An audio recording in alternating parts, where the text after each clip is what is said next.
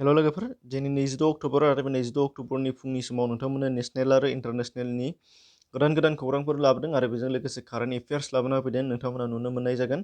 दा फैदो फारि नायलांदिनि मा दङ दिनैनि कारेन्ट एफेयार्सआव। दा बेयाव नुगोन फार्स्टआव गाहाय मन्त्रि नरेन्द्र मदि बिथाङा गुजरात रायजोआव किसान सुर्यदा यजना फोसावबाय होन्दों आरो बेनि थांखिया जादों आबादारिफोरनो फुंनि 5 बाजिनिफ्राय मोनानि 9 बाजिसिम इलेक्ट्रिसिटि जगायनानै होनाय होन्दों।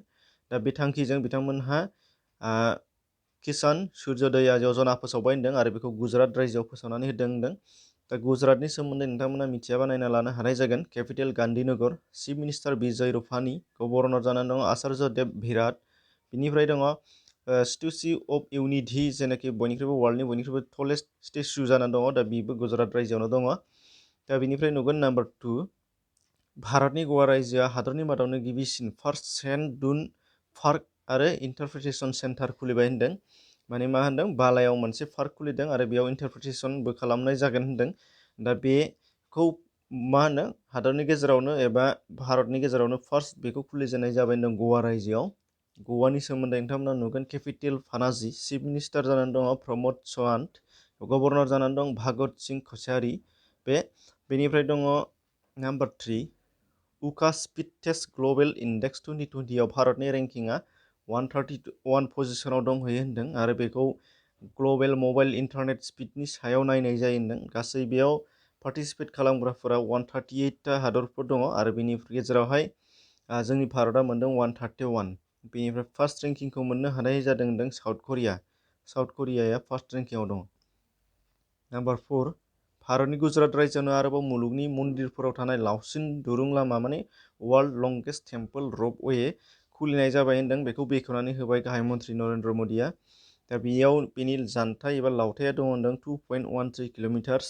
बेनिफ्राय बेयो दङ गुजरातनि जुनागढ़ मुंनि मोनसे जायगायाव। दा बे रपवेनि मुंखौ बुंनाय जादों होन्दों गिरनार रपवे।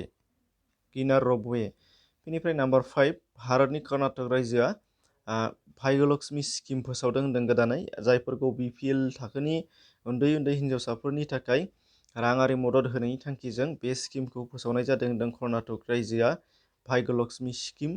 आरो कर्नाटकनि सोमोन्दै नायना लाबानो जाबाय केपिटेल बांगालर। बेनिफ्राय चिफ मिनिस्टार जानानै दङ BS येदियुराप्पा। बेनिफ्राय गभर्नर जानानै दङ वेजुभाई भाला। बेनिफ्राय दङ नाम्बार 6, छत्तीसगढ़ रायजो सरकारा गावसोरनि रायजोनि गासैबो मेडिकेल कलेज आरो डिस्ट्रिक्ट हस्पिटालफोराव अक्सिजेन जेनेरेसन प्लान्ट गायसनबाय होन्दों आरो बियो हादरनि गेजेरावनो बयनिख्रुइबो जौसिन थाखोआव एबा बांसिन थाखोआव बेबायदि अक्सिजेन जेनेरेसन प्लान्ट गायसननो हानाय जादों होन्दों। बे जाहैबाय छत्तीसगढ़ रायजो आरो बियो मा होन्दों, मोनफ्रोमबो मेडिकेल कलेज आरो डिस्ट्रिक्ट हस्पिटालाव बे अक्सिजेन जेनेरेसन प्लान्टखौ गायसननो लानाय जाबाय होन्दों।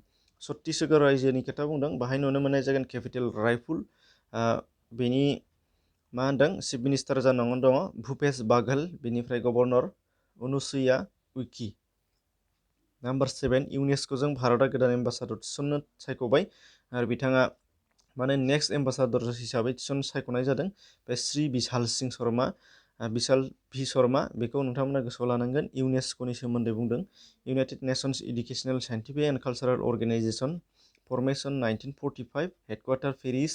डाइरेक्टर जेनेरेल जानानै दङ अड्रि अज'लाइ।